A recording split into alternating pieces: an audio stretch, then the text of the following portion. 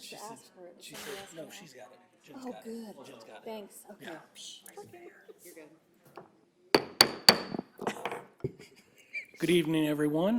My name is Jake Dale. I am Mayor Pro Tem, acting instead of Mayor David Freeze this evening. I welcome you all to the July 2026 City Council meeting. Ms. Huntington, would you call roll, please? Yes, Mr. Wilkie, Present. Ms. McCutcheon, Here. Mr. Dale, Here. Ms. Groby. Here.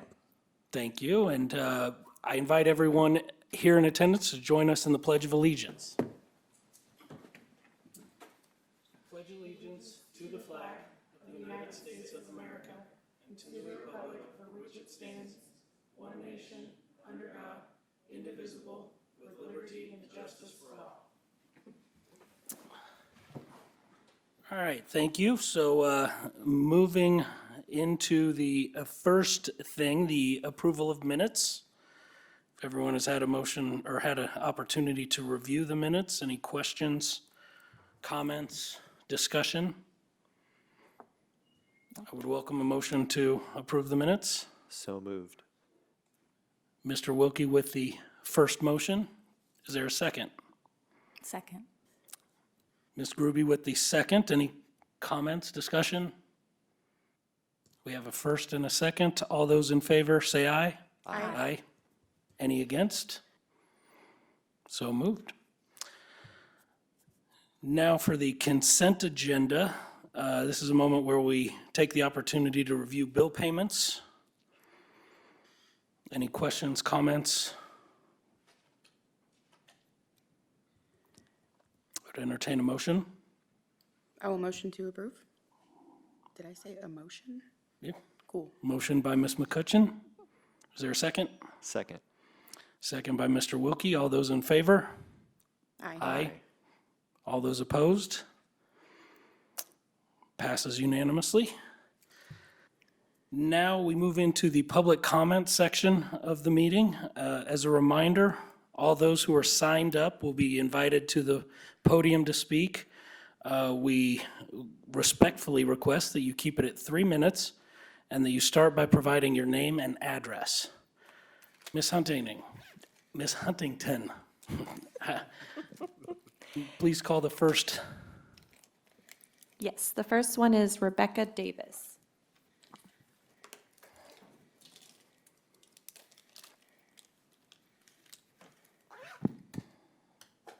Test, okay. Hello, my name is Rebecca Davis. I'm not going to give my address because someone in here has been kind of following people in our group and taking pictures, and that doesn't feel safe to me. So yeah, I'm here. I would like to talk about the data center. One thing that I would really like more information on is if that land, what it would look like to get annexed versus not, like what the implications are for the city, and is that beneficial? What does that look like money-wise, regulations? I know a couple, maybe a month ago, you guys I got the impression that you feel like you don't have a seat at the table, and so would annexation give you a seat at the table? Is that what we want? Is that what's best for our town? I don't know the answers to that, but I sure would like some dialogue to occur around that idea. And certainly, we don't want tax abatements, pilot, that kind of stuff. Like, what's the financial aspect of annexation? And then I also am curious how communication is going between the city and the county, because this is probably the biggest project of my lifetime. And I know, anyway, I just feel like that piece is crucial, that communication element. Because on the agenda packet this week at the county level, Section 7B, even though we're under a moratorium, this section says, consider a motion to enter into an agreement with Kutak Rock to provide legal services related to the proposed data center development and associated legal matters. So it sounds like, even though we're under a moratorium, the county is moving full speed ahead and lawyering up. So I just would really encourage communication between the two entities. And and then I don't know where I'm at with time, but I did want to read a pledge that's going around the state of Kansas. This is a candidate pledge: protect Kansas communities through responsible data center oversight. As a candidate for public office in Kansas, I pledge to support policies that ensure transparency, accountability, and the protection of Kansas communities when considering large-scale data center developments.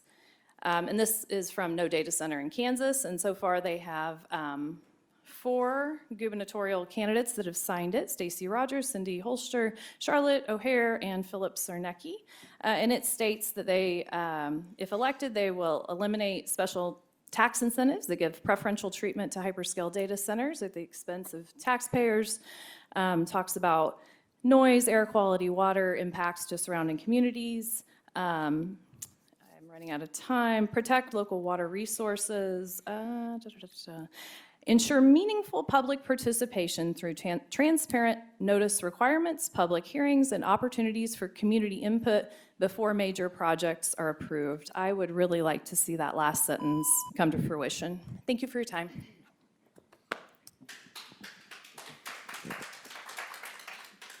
Mrs. Huntington, is there another? Yes, Jim Carlskent.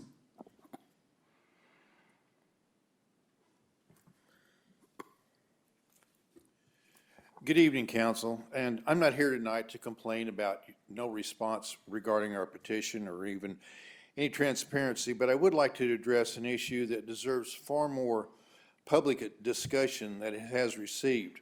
The proposal to use natural gas turbines to power the Bluestem project until Evergy's transmission system is capable of supplying electricity.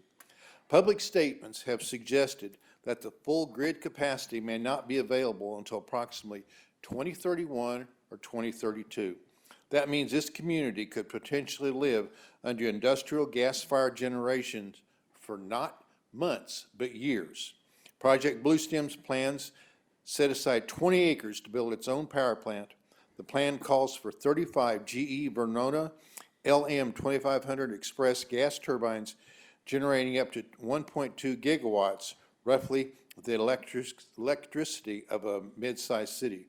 The turbines run 24/7 around the clock. Natural gas burns cleaner than coal, but it is not pollution-free. Gas turbines emit nitrogen oxides along with fine particulates, matter, carbon monoxide, volatile organic compounds, and greenhouse gases. Of these, nitrogen oxides are especially concerning because they contribute to the formation of ground-level ozone, a well-established trigger for asthma attacks and other respiratory illnesses. It estimated that these turbines would emit 2,300 to 4,100 tons of nitrogen oxide per year. This is an estimate from published turbines data and standard EPA methods. The actual air permit has not been filed. They line up with the real-world figures from Elon Musk's AI plant near Memphis, which environmental lawyers estimate emits more than 1,700 tons of smog forming nitrogen oxide for a smaller plant than what's proposed for right south of town. Children, older adults, and individuals with asthma and chronic lung disease are particularly vulnerable. The American Lung Association has repeatedly found that ozone and particulate pollution increase emergency room visits, missed school days, and respiratory distress. Keep in mind the proposed Bluestem data project is located close to the elementary, the middle, Genesis School, plus a daycare and a senior living center. We have seen communities struggle with these issues before. The Memphis area, which has multiple large gas-fired generating facilities as well as significant industrial emissions, has long experienced elevated asthma rates, particularly among children, while many factors contribute to the health. And I only have 2 seconds left, so I guess I'll stop. Thank you.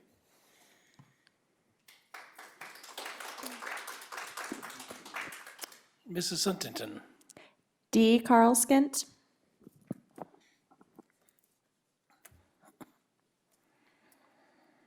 Good evening, Council.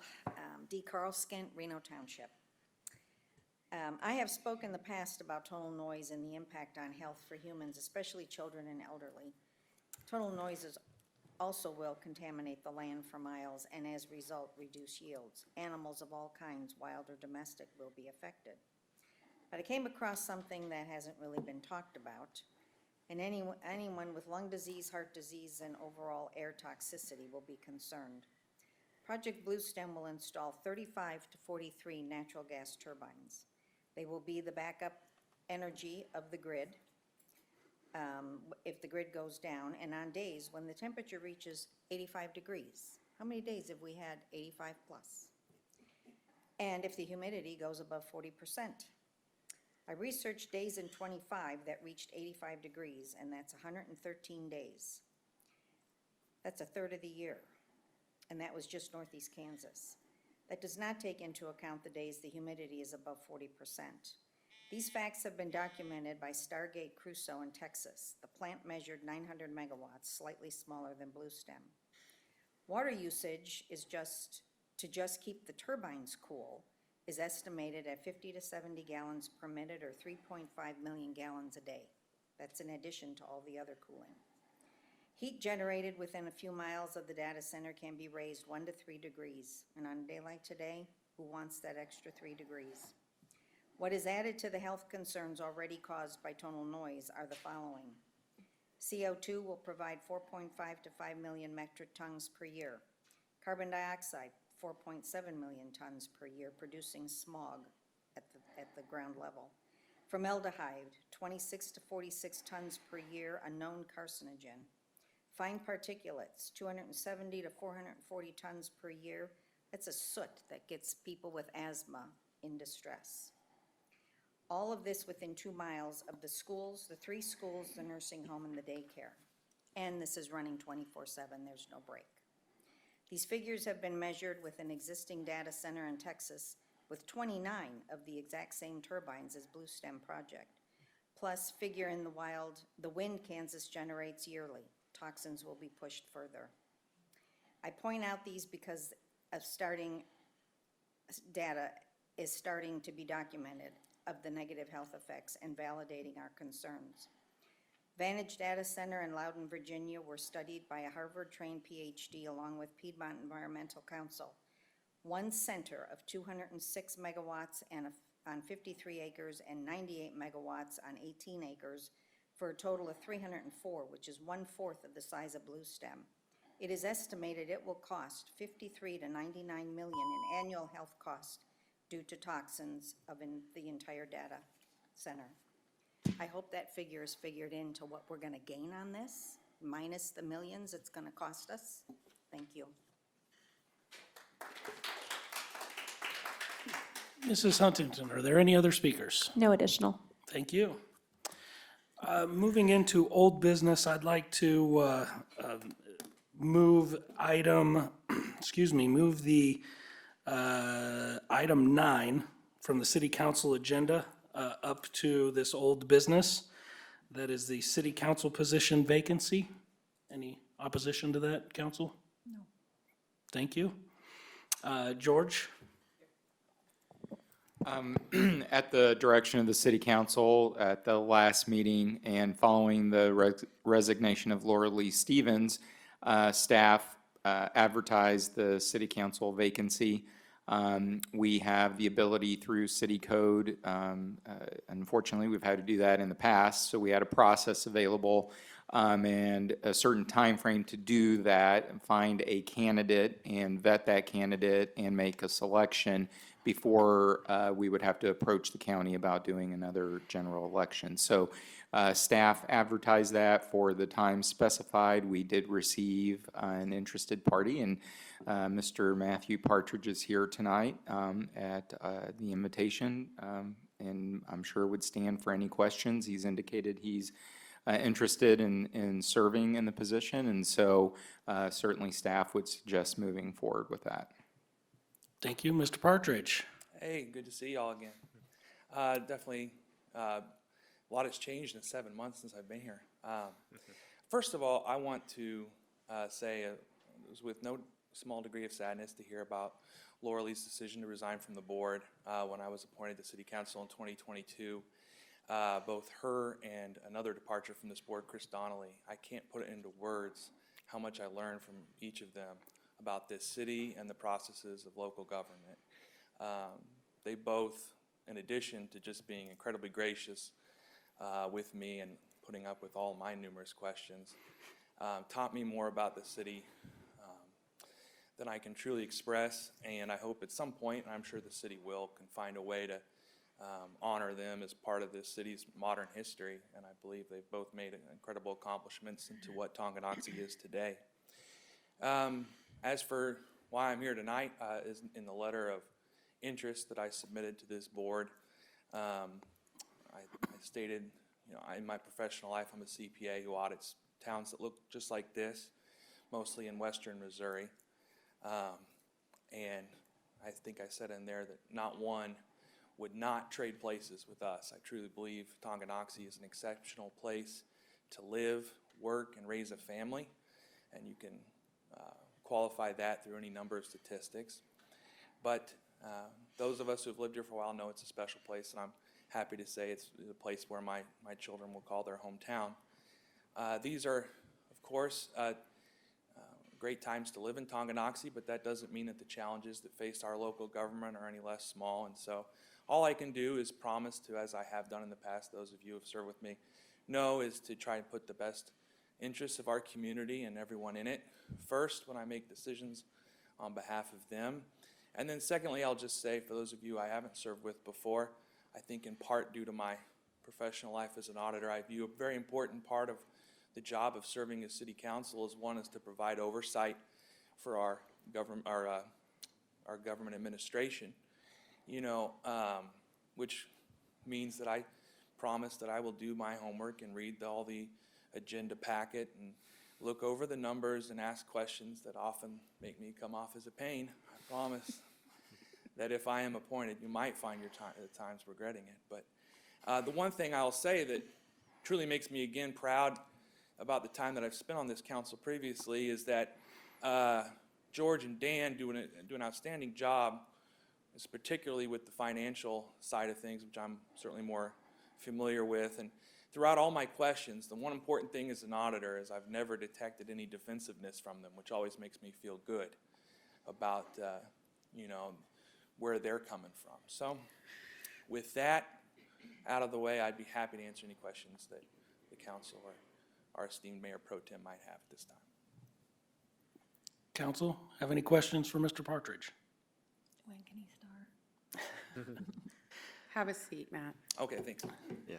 Thank I you. meant up here, Thank you. not back there. Gotta speak. Yeah. I want to know where you're going to end up sitting. I feel like that's going to be, we'll have to figure that out.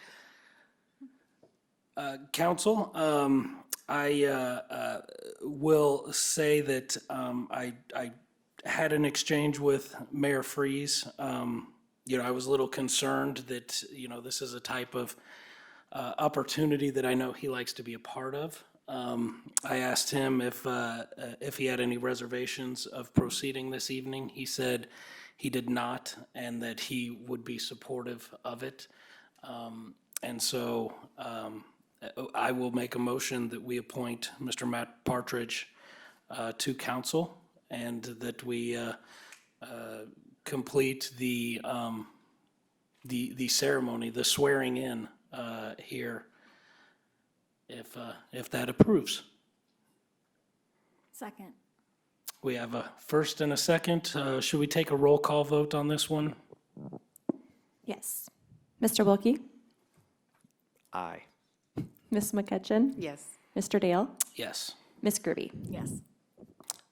Thank you. Approved unanimously? Not anonymously, unanimously. Please conduct the swearing in. I will. Okay, will you raise your right hand and repeat after me, please? I do solemnly swear I do solemnly swear that I will support the Constitution that I will support the Constitution of the United States of the United States, and the Constitution of the State of Kansas, the Constitution of the State of Kansas, and faithfully discharge the duties of Tonganoxie City Council member. and faithfully discharge the duties of Tonganoxie City Council member. So help me God. So help me God. Thank you. Congratulations.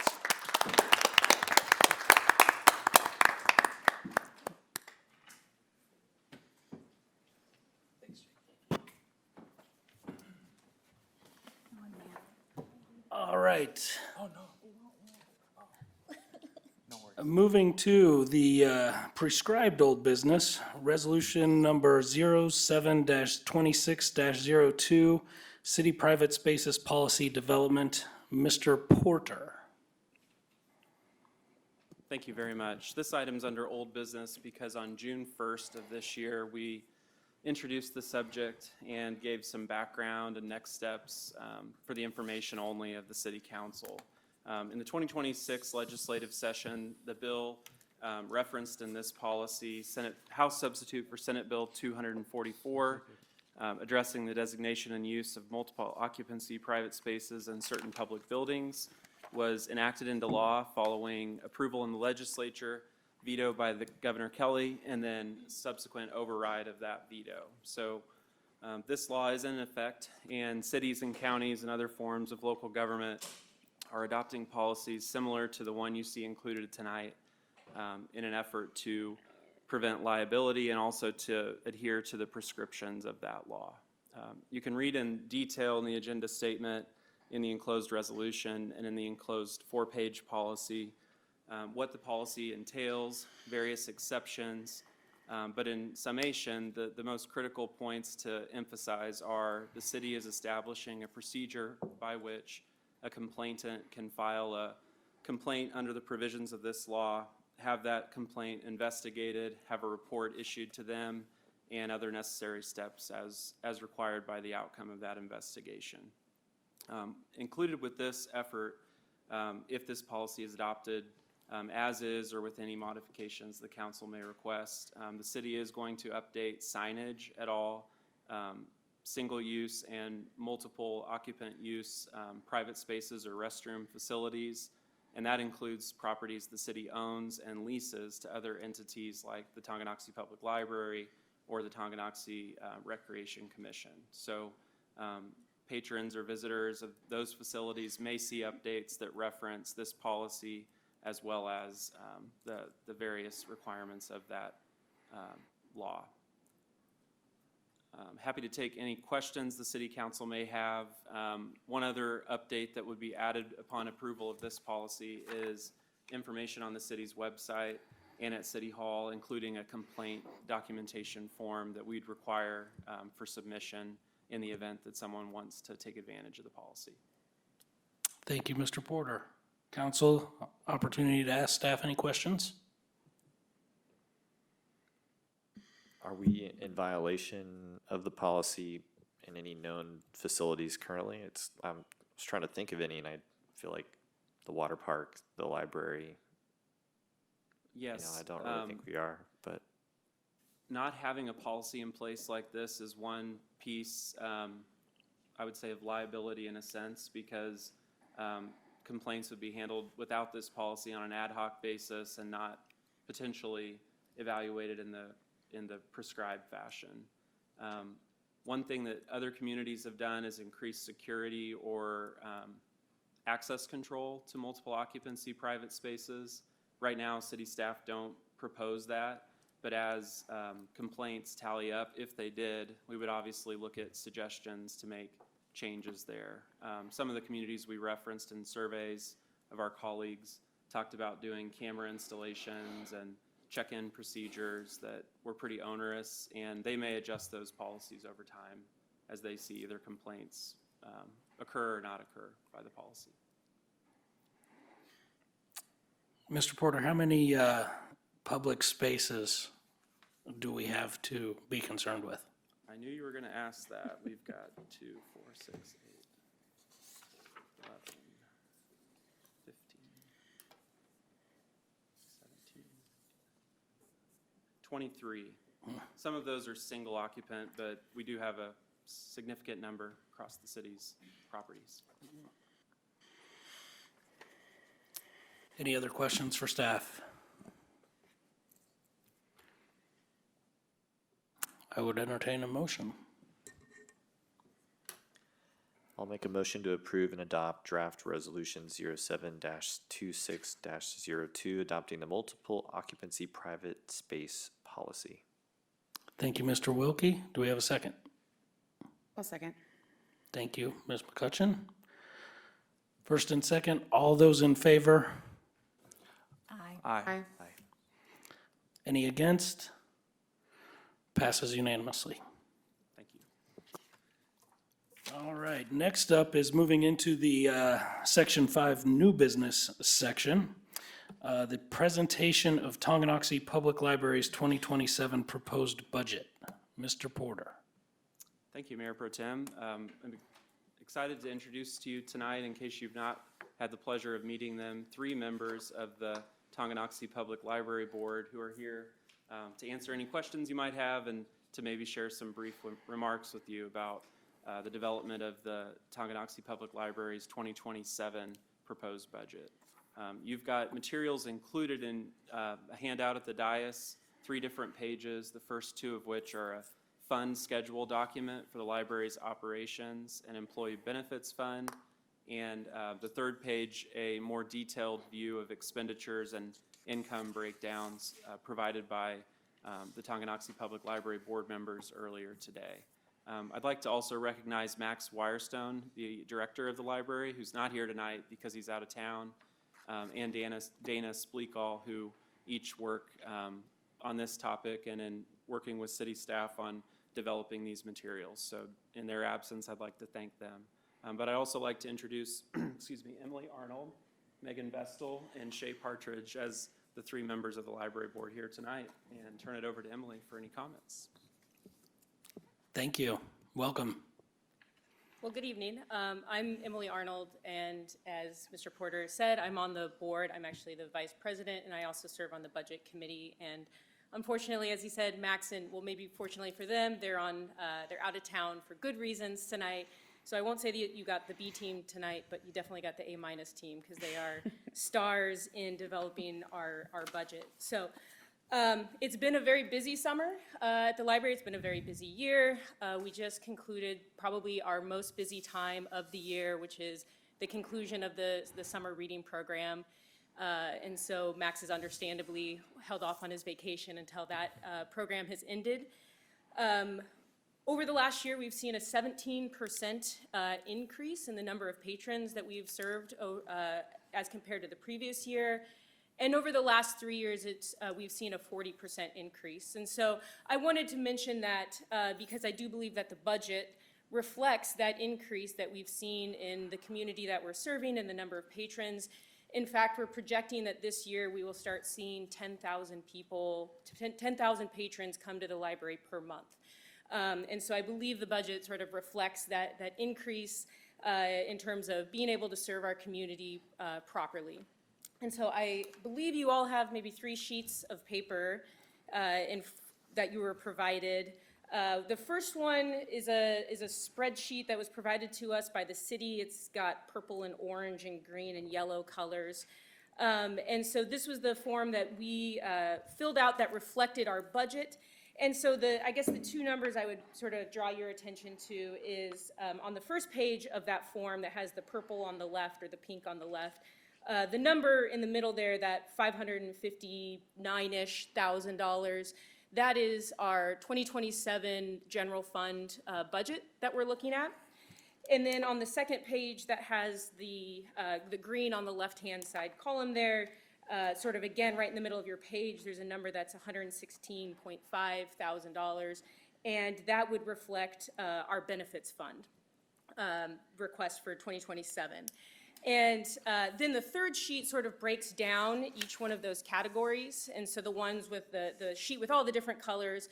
So if you take sort of the green and the blue boxes there, and you look at the total for the 2027 of both of those boxes, that is where that $559,000 comes from for our budget. So you can kind of see the different categories that lead you to that number. And then last but not least, then we have the orange box, which is sort of the breakdown of the employee benefits. So down at the very, well, kind of 3/4 of the way down your page, you'll see in that the yellow highlighted there, that $559,000 number. And then if I take, again, that's the general fund, that's the salary and the operational budget. And then if you take the benefits fund, that 116-ish number, and add that to the general fund, that's where you come up with the pink box there, the 675. I'm happy to dig into any details, but I'll kind of leave it to you guys, open it up for any questions that you might have. I'd be very happy to answer those. Thank you. Council, any questions for Ms. Arnold? Yeah, I got a couple. All right. I noticed that expenditures in the benefit fund are very similar to last year. But we're going to raise the mill levy, even though the value of the mill levy's gone up. And I think the reason for that is that you're not going to dip into fund reserve like you did last year. I would, I guess my point, really not so much a question, is I do have fund reserve concerns, given that you're sitting at a 77% fund balance reserve in your benefit fund, and you're sitting at 18% fund balance on the operations, both of which are askew from the target goal. You want to be at 30% in both, and you're really heavy on the benefits and you're really light on the operations. A couple thoughts come to mind. One might be, depending on the classification of the funds in the benefit fund, I don't know if those are considered restricted. I don't know if you're allowed to transfer those to the operations to help cover that fund deficit, that fund reserve deficit you have in operations, but that's one thing I would consider. The other would be, given that the mill levy increase for the benefit fund is, to my knowledge, the only mill levy increase that we're going to potentially see citywide, I do wonder if maybe that at least using some fund balance when you have 77% there should be something that the library considers doing. Yeah, I hear your comments there. I think, you know, if we look at those sort of breakdown in percentages, I would say something definitely we can look into in the future. I understand sort of with the benefit funds and that discrepancy in the percentages. However, I do want to note that there's been several Senate and House bills that have been passed, including one that got passed with a veto-proof majority that's looking to cap sort of rates and how rates can change, and it puts a 3% cap on those rates. And so I think this budget also reflects sort of our desire to mitigate risk over the next 3 years, because if those policies do stay in place, then we're sort of in this perpetual tightened belt state. And so continually digging into your reserves is not probably a long-term viable fiscal policy. And so a lot of sort of the budget and the numbers that you see tonight, I think also want to reflect that and try to mitigate sort of that long-term risk to ensure that we can continue to offer the services that the community clearly values. I think it's a fair point. I think it's a fair point because I understand that you have not even 3 years worth of reserves, and that's before we're taking into account the 30% goal.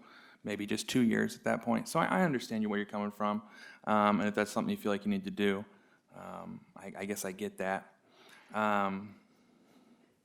I'd still like to, at least at some point, if you're going to have the 30% goal in operations, I think you at least need to maybe consider trying to implement it a little bit more. But I certainly do want to defer to the library board's judgment on how they're using their operational funds, because I promise you there's no bigger fan of the programming and things that go on at the library than me. I think you guys do an amazing job, and you guys are truly an asset to the community. So I don't want to tell you how to spend your money, but I do, as the accountant in me, just has to point out those discrepancies. Thank you. May I ask a question? Please. I'm just curious about how the library functions, where the increase in usage, I go to the library every day, probably, almost, and I love the library. How does the increase in more people using it, affect its expenses? If it's just the books are, you don't pay for them, and I'm just curious how that works. How does the cost go up? Is that more for programming, or is it the need for raises that's most important? Those kinds of things. Yeah, kind of all of those things you just mentioned. Certainly, we see it reflected in the labor and the salary, and I'll give you a good example. We've had some real bangers of programs recently, children's programs, adult programs. We are increasingly having to cap those programs because they're so well attended. So now if I have a full capacity program, I have maybe 60 people that are in the program, but if that's a kids program, then those 60 kids all come with 60 adults, and then those adults are now using our services in the library. And so whereas, maybe, one person can run a program and one person can run the desk, well, it's sort of this instantaneous influx of people. And so one way you see that increase in particular is like on that part-time staff line. And what that's actually reflecting is our need to have additional part-time staff, especially when we have these very large programs. And so even over our number, we already know that we are sort of going to be over our predicted 2026 budget on that part-time staff line, and we're projecting that to continue to increase. So that would be sort of one example of how does having more people walk into your door result in a need for a larger budget.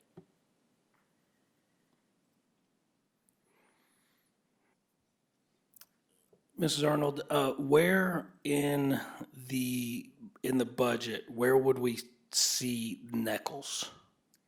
Let's see, so you would see that down in the income, so the gray box down in the middle, or sorry, at the bottom. So you have the income summary and the grants line. That would be the Nichols contribution. Okay. And what do we pay?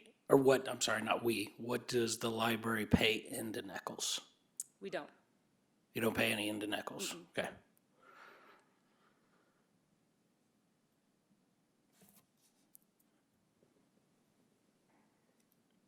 Council, any other questions? I think don't they get a portion of the tax levy, right? Isn't that how that works? Nichols? So, right, so Nichols is collected just outside of the city. So because this is considered a city library, the city is the pass-through for both, as we've discussed, both of the mills that go to the library. The townships that surround us, they pay into Nichols.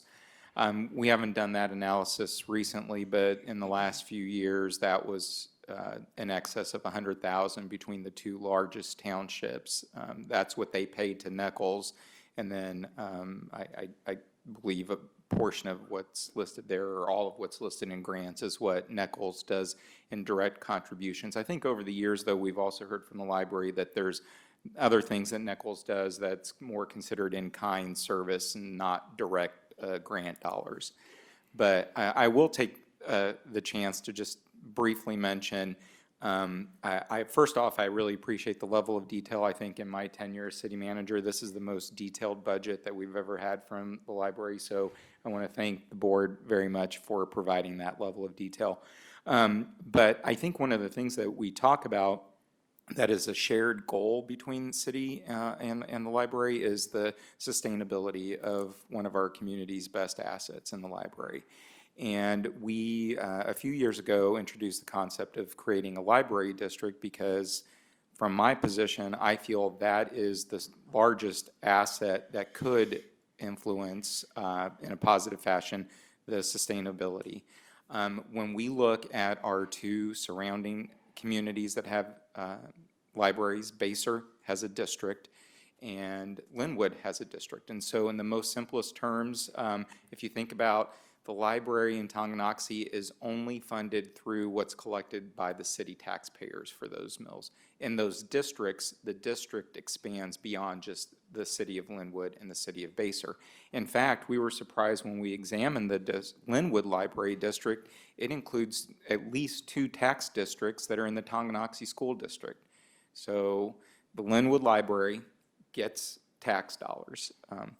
Now, to do that, and we've had very early conversations with the library, like I said, a couple of years ago, we would have to introduce legislation to either Beverly Gossage or Lance Neely, ask them to introduce that. It would take action by the state governing body to create what would be a voter initiative, essentially, in a referendum to see if we could create that district.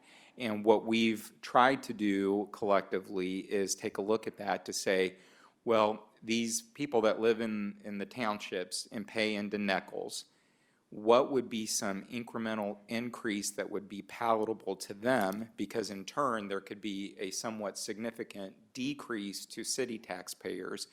And what would that do to not cut any funding that's currently available to the library, but what would that look like out into the future years? And so, unfortunately, we just haven't discussed those or advanced those discussions much beyond these initial phases. But I would really like to do that once we get past this budget year.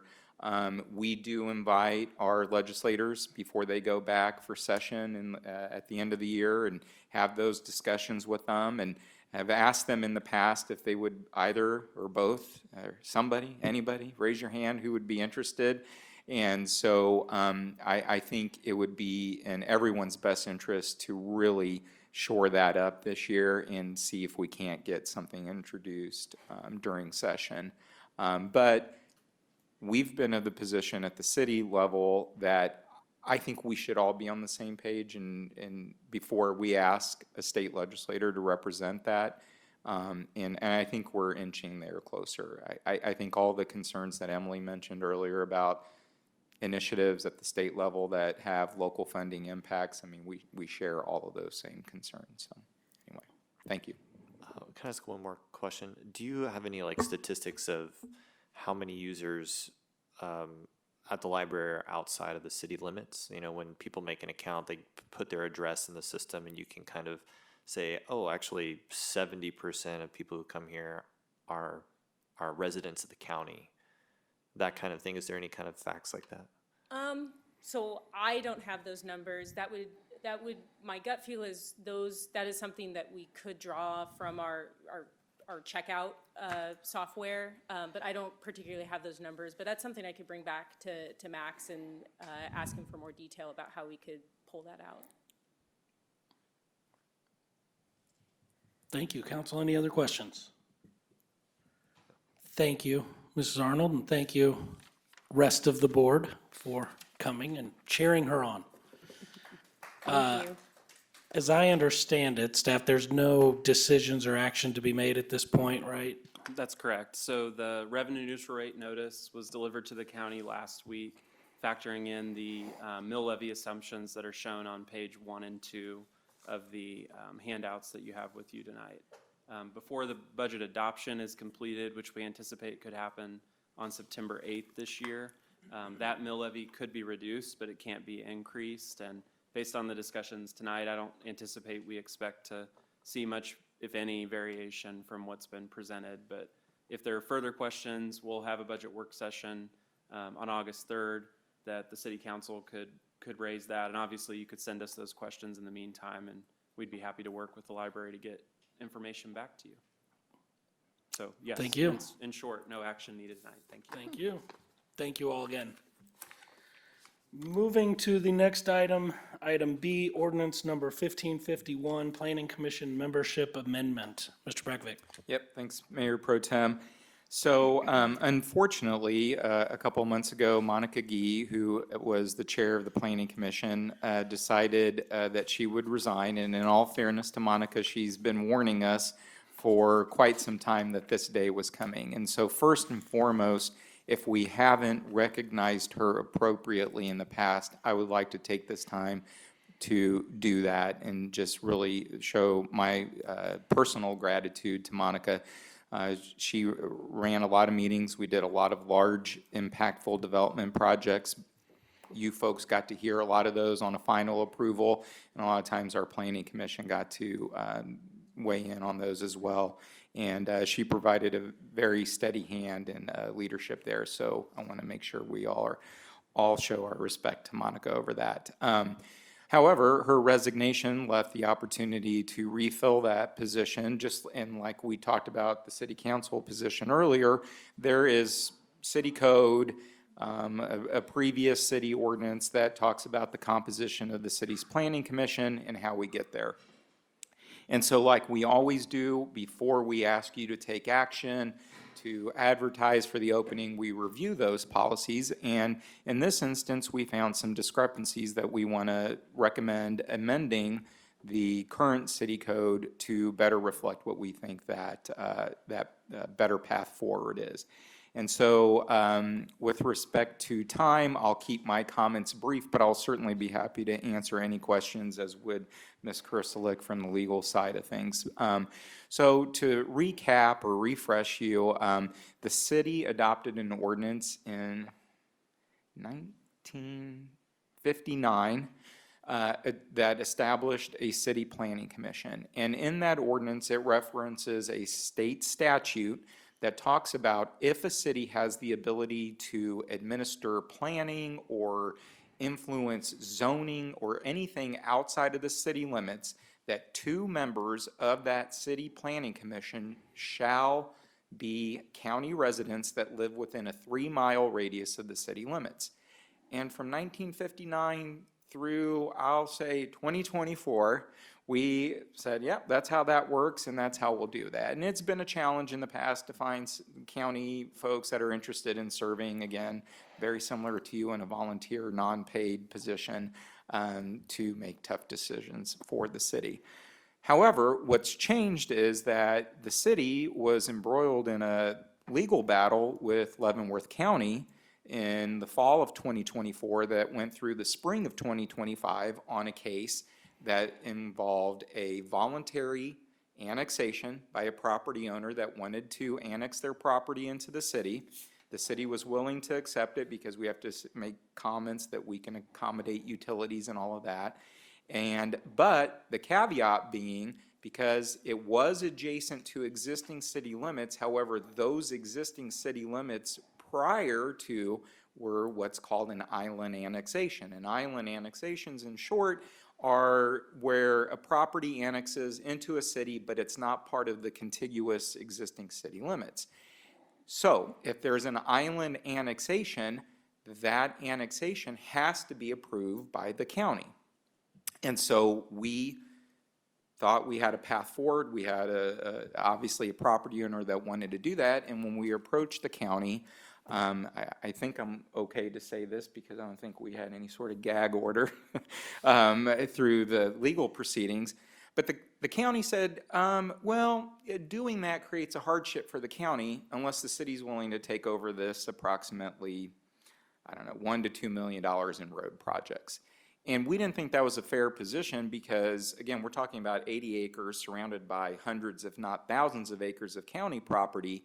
And we would certainly be willing to re-engage in a road maintenance agreement, which we had for with the county on roads that kind of are at the edge of city limits county wise. But our agreement that was over a decade old expired, and the county just said it's expired and didn't really engage us to renew that. And so we were in that pickle of, well, what do we do? And so in my viewpoint, one of the most wasteful uses of taxpayer dollars is to have one public entity sue another, but we felt like it was an unreasonable position that the county achieved. And so ultimately, in the world of good news and rainbows and sunshine, we went through that process and the county ultimately approved our annexation.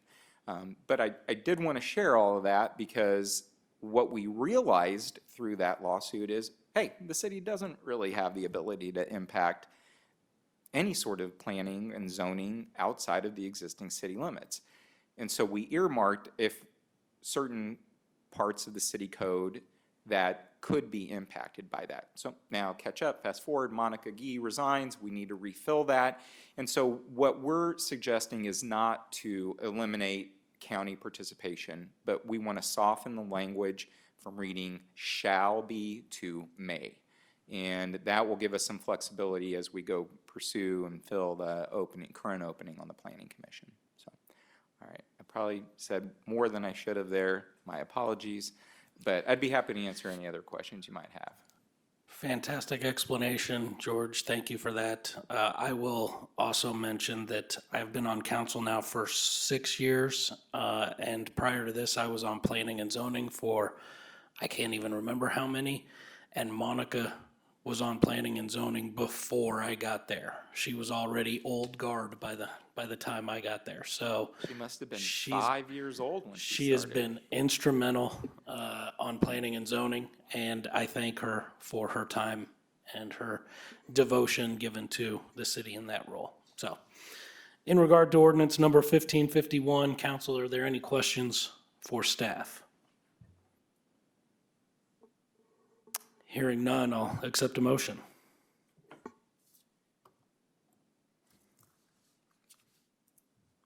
Hearing none, I'll make a motion to approve ordinance number 1551, an ordinance amending the Tonganoxie City Code regarding planning commission membership, amending and repealing existing sections 16-101 and 16-102 of the Tonganoxie City Code as presented. I'll second. Thank you, Mr. Partridge. We have a first and a second. All those in favor say aye. Aye. Any against? Passed unanimously. I froze. I didn't have the words in front of me. All right, moving on to item C, Chieftain Park Project Design Update. Mr. Porter. Thank you, Mayor Pro Tem. Included in the packet tonight is an agenda statement. Brief, it covers the history of the project, though, which spans back into last year with originally the adoption of an interlocal agreement between the Tonganoxie Recreation Commission, the City of Tonganoxie, and USD 464. The aim of the project was to collaborate on the provision of a new state-of-the-art, excellent playground equipment overhaul at Chieftain Park, which at the time was owned by the Tonganoxie Recreation Commission and operated by them. The history of the property, I won't go into great detail, but ironically, the city acquired it from FEMA many years ago and deeded it over to the Rec Commission to operate as a park. Now they've deeded it back to us to continue to have them operated as a park, but for the city to participate as a partner in achieving medium-term financing for the improvements. All of that financing is now in place, and on June 1st of this year, a contract was entered into between the City of Tonganoxie as the property and contract holder with the Game Time doing business, or Cunningham Recreation doing business as Game Time, which is a major playground manufacturer and equipment installing company in the United States. You can see in the agenda packet materials and on the screen tonight an illustration of the resulting efforts of a small group termed the Design Committee that's been led by the Tonganoxie Recreation Commission Director Brad Eccles, who's here tonight, and I'm sure would be glad to answer any questions you may have and to give you a quick status update on the other aspects of the project. But staff would just like to recognize his efforts, the efforts of Councilmember Wilkie, city staff person Lindsay Huntington, our city clerk, and other people who have volunteered their time for that committee to make what was the original submittal more personalized to our community and in keeping with the results of a survey that was conducted of patrons of the Recreation Commission to help produce the design. So with that, I might invite Brad up if he has anything to add and to give you a quick status update on the latest and greatest. Thank you, Dan. Thank you. It's been a few months since I've been back here, so excited to be back and excited to have kind of at least a pretty good idea of the project we got ahead of us. I want to thank our committee again for a lot of work we've had since I last seen you. I think there's probably been 4 or 5 meetings and a lot of emails and thoughts and opinions on that. But I might just kind of walk down through the design a little bit with you guys. So we felt all along that the current playground, while nice, we wanted to expand that footprint a little bit. And judging by the results from the survey, kind of one of the big things, thank you, was they wanted more amenities than what we have. So what we did is we kind of took the swings, you can kind of see up there in the top left-hand corner, we took the swings and we moved them from their current locations in the current footprint, moved them east, kind of the south of where the shelter house, east of the tennis courts. Swings take up a lot of space in a playground. There's a lot of space you have to have around swings. So getting them out of the current footprint means we can get a lot more equipment into our space. So we moved there, we replaced the swings with a hill I go to a lot of different parks, see a lot of kids, they're just running up hills, you know. They got all this expensive playground, they're running up hills. So we kind of incorporated, unfortunately, our current design is flat, so we're working with the canvas we got, so we're kind of bringing in a pre-made hill there, but it's got a slide. One of the big things we wanted to incorporate, and one of the things we heard in our survey, was accessibility, inclusivity. So we really wanted to make it more accessible, more inclusive to everybody. So let me see here. I'm moving around here, sorry, it's distracting me. So accessibility. We have a number of transfer stations throughout each one of these. The smaller structure you can see on the bottom right-hand corner, it's completely decked. So somebody with a wheelchair or any other type of disabilities could roll right up all the way to the top of it. There's transfer stations on, Dan, I'm moving this. Nope, it's kind of in the middle. So the one that's kind of on the bottom right there, I should have brought a laser pointer or something. Oh, all the way to the left, Lindsay, if you please. All to the left, to the left. And up just a little bit, right there in the center. So that has a transfer station. You can kind of see kind of the young man sitting there, and there's a belt all the way to the top. So if somebody in a wheelchair or anything like that has some upper body strength could transfer onto that, and they could scoot all the way up to the top of that structure. So that was really important to us, having a lot of those items in there that everybody could enjoy. The community also said, the survey results said they want climbing, they want sliding, and they want swinging. So we currently have 3 bay swing set. We also added a saucer swing that could be, again, for all inclusivity. Sliding, our current playground has 4 slides. This doubles that. So, and then climbing, as you can see on the right-hand side there, the net structure that it's kind of behind is about 24 feet tall. So you can get as aggressive and challenge yourself as much as you want, but there's also some lower things. There's tons of climbing there. There's the zero entry merry-go-rounds, I call it. They got all these fancy names for all these things, but the merry-go-round, 0 entry, anybody can roll right on there and spin. Shade was another thing, so you can see in the slides, on the swings, all the bays are covered in slides. We added shade structures over all the benches inside the playground. We added shade where you can. It's tough to add a lot of shade in there. But we really feel like this really meets the needs of the community as far as inclusivity, adding so much more equipment than what we currently have. The shade, the improved safety surface, that was important in the survey results. So that will be a turf surface as opposed to our mulch. Let's see, what other things do we have on there? One of the big things when we started out was safety. So as you can see there, the fence, and the diagram doesn't show exactly. This fence will cut off, so toward the shelter house will not have a fence there, and it'll be like a 0 entry. So you can roll from the sidewalk, walk from the sidewalk, right, without any steps or anything, right on the back.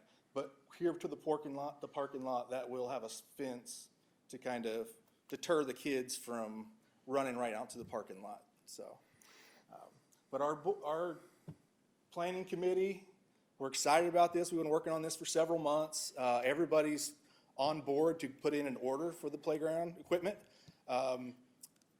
Game Time's kind of told us that get us our equipment we need by November to start install, that we need to get equipment ordered and moved along, and then hopefully they can start installing in November. And weather permitting in winter, you never know what you're going to get, but end of February, 1st of March, we could have a completed project. Fantastic. I think it looks great. Just to make sure I understand, the swings are off of the picture to the top right. Correct. They're off. You can't see them in that picture. kind So of they're see 'em there. they're You back see there. it. Okay. And Really? And those just takes up so much space that you would eliminate a lot of equipment if you Sure, left them in the current sure. footprint. Really feels like a lot of bang for the buck. I have one more question before council. How long will it take for that turf to grow? Well, fertilizer these days, just a couple weeks. Thank you, Brad. Council, any question for Brad or staff? Yeah, what is the estimated lifespan of the turf? 10 to 15 years is what they tell us. So turf is pretty low maintenance. The biggest thing was probably have to have maintenance guys every once in a while with brooms, or there's tools and stuff to kind of sweep and keep it up and looking right. And then do you guys feel good about your plan to keep people out of that area while you're doing construction to avoid vandalism and or injury? That was part of our RFQ, was that the company would be responsible to, if I'm not mistaken on that, would be responsible to help fence it off or whatever it is they need to do during construction. Okay. That is a big part of the reason why we're doing it in December, when when the park's down, and hopefully there won't be as big a crowd, and the park's not as in demand at that time of year. Any other questions, council? Thank you, Mr. Eccles.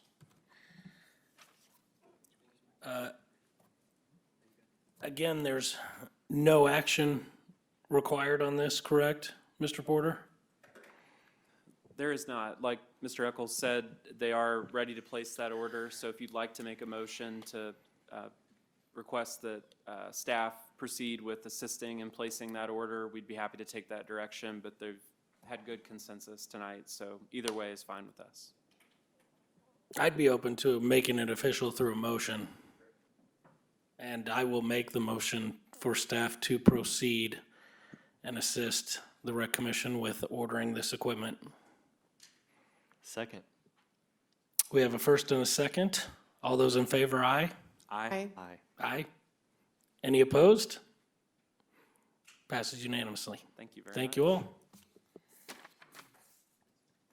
All right, so as I have it, that moves us into item 6, city manager agenda, the June 2026 financial report and quarterly treasurer's report. Thank you, Mayor Pro Tem. I can see Mr. Partridge licking his lips over there as we I'm just, dive in. I was just say, we still haven't moved this to the consent agenda, I see. All right. Now's the time. You've got ample opportunity at that chair to make that happen. Our full financial report and quarterly treasurer's report is included. It's 21 pages in total in the agenda packet materials. For just a quick summary, again, we're halfway through the city's fiscal year, which mirrors the calendar year at the end of June.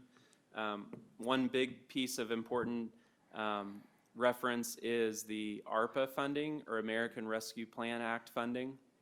This was encumbered back in 2023 for expenditure on engineering and project management support services for the city's wastewater treatment plant improvements Phase 1 project. We're well underway with that project. We're, I believe, over a quarter completed to date, which is great progress. But as you'll see in the report, we still do retain $205,570.50 remaining.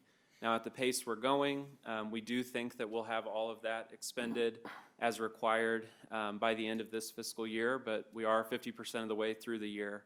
We've been in direct communication with the city's engineering consultants on this project, reminded them very strongly of the requirement that that be completed in a timely fashion, and those funds exhausted and expended. So there are negative repercussions if we don't meet that obligation, so we'll keep you attuned as we go through the next several months.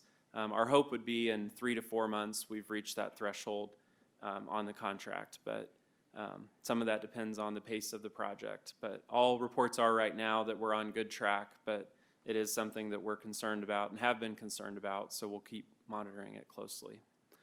We did also receive our June remittance of sales tax on time, which is, we're batting about 50% with the state on getting monthly remittances on a monthly basis. Positive news in that regard too, as you'll see on page 4 of the report. Total collections are up 1.7% from last year, which is just ahead of our budget estimates. Total city sales and use tax are up 0.8%, and total share of the county sales and use tax is up 3.9%. So it is good to see those outcomes. We've had now 2.5 years or so of either stagnant or even slightly declining sales and use tax with some seasonal and annual variance, but no clear trends identified. But we are happy to see this progress, and positive results from both the May and June remittances helped improve our standing. Looking at rolling averages and that sales tax analysis too, going back 12 months, 24 months, and 36 months, you do see positive trends in all except total sales combined, city and sheriff county. So while that's interesting, it's also good to see positive trends in more recent periods on the aggregate comparison like that. Going through the report, pages 6, 7, and 8 show reports on 3 major capital improvement projects, Front and Ridge Street improvements, which were at total expenditures of only 53%, but we're actually 99% done with the project. We expect to receive a pay application maybe later this week that will bring us very close to the finish line.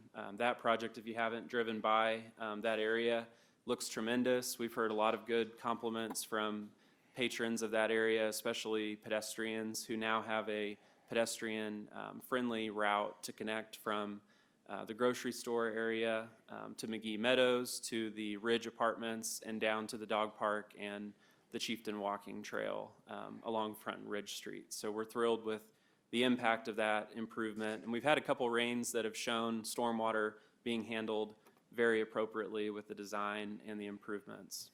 One of the last items, and I'm not sure as of today if it's yet been installed, is the construction of a crosswalk and signage for the crosswalk on Ridge Street. That was one of the punch list items, I believe last week when we did a walkthrough. So we expect at least within the next week or so that would be added as one of the punch list items. I believe it's been painted. I can't say that there's signage up. Okay, great. That's good to hear. It's a new, improvement to that corridor, so hopefully drivers will be attentive to that signage and markings, but anything is better than open streets with no sidewalks that was there before. So we're thrilled about that set of improvements. Looking at the 14th Street corridor, we're still in the design phase of that project and expect by the end of the year to be close to 100% done, if not completed. We're looking for updates probably in the next several months, and hopefully a periodic update that'll get shared with the City Council prior to the completion of that design effort to improve information about that upcoming project. And then finally, the major project going on at the city's wastewater treatment plant that was referenced earlier. We have processed 3 loan disbursements and 4 pay applications totaling just under $1.5 million on that $6.349 million overall project scope. So you can see again that we're close to 23% paid and 25% complete with the project. We do anticipate there being a change order being submitted for your consideration, probably at the August 3rd council meeting. Our engineer, Daniel Monaco, on this project, the lead engineer, has prepared the change order. Right now, we anticipate it costing less than $90,000, and it's a series of things that were contemplated in the design one way, and as construction progressed, either questions came up from the contractor or unit cost or unit number estimates may have differed slightly, or design tweaks were encountered and are recommended for approval. So with that, the city will have a decision on financing, whether to amend our KDHE SRF loan, which we've amended once in a significant fashion when bid results came in higher than expected.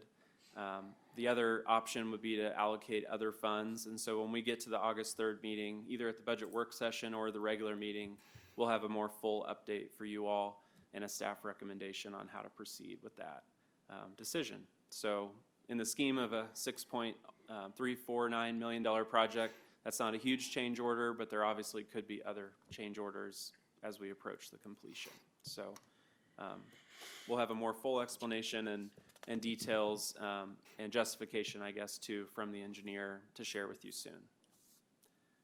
Moving on through the project, you can see 2026 budget initiatives, the 2027 budget timeline, and I think they all left, but I'd like to again thank the library board members who are here tonight and did a great job sharing information with you all and providing good information for your review. And agree with George that that's a very significant presentation that they delivered. So happy about that. We do anticipate, again, on August 3rd, having a budget work session highlighting a few capital project decision points that still remain in development of the 2027 budget and 2027 through 2031 CMIP. So we'll have more for you all on those topics and hopefully some clear setting up of the information you need to help make those decisions as we look on what to include and what to possibly not fund or delay in some cases. The rest of the report is a more detailed revenue and expenditure summary, followed by the required second quarter of 2026 treasurer's report that shows starting fund balance, receipts, disbursements, and ending balance as of the end of June for every city fund. And it also shows debt obligations, which I will note are modified for the KDHE SRF or KWP CRF loan. That shows a total for the second quarter of $438,000. The reason the report in an earlier page showed loan disbursements of a greater amount is because those occurred in July. So the significant pay application for pay app 3 and 4, totaling just over $1 million, were in July, so they're not included in the treasurer's report, but they are included in this report because it's more timely information for you all. And with that, I will stop unless there are any questions, but thank you for your attention. Council, any questions for Mr. Porter and staff? Thank you, Mr. Porter. Ms. McCutcheon? I move that the city council recess into executive session to obtain legal advice regarding development matters pursuant to the attorney-client consultation exception in KSA 75-4319B2. The executive session will include the city attorney, city manager, assistant city manager, and city clerk. The open meeting will resume in the city council chamber at 8:32 p.m. Thank you. We have a motion. Do we have a second? Second. All those in favor? Aye. Aye. Aye. We recess into executive session.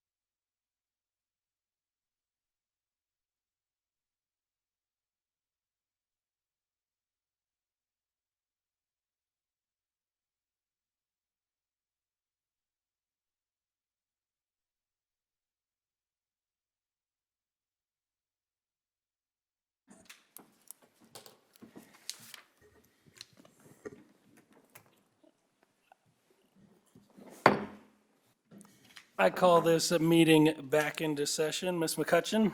No binding action was taken in the executive session. Thank you.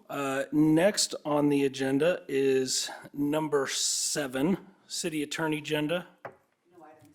Thank you.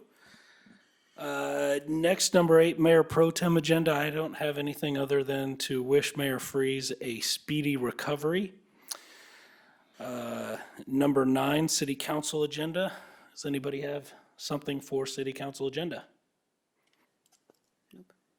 Hearing none, we will move to number 10, the Mayor Agenda, Library Board Position Vacancy. Mr. Brockovic or Mr. Porter? I can, yeah. The agenda statement includes information about a recent vacancy in the position previously filled by Sarah Moore on the Tonganoxie Public Library Board. Sarah's position was an appointment term of November 2024 through November of 2028, so she was about midway through the term when she needed to resign from her position. She was one of the 5 required minimum members of the Tonganoxie Public Library Board to be city residents and not residents of the school district boundaries, but outside the city.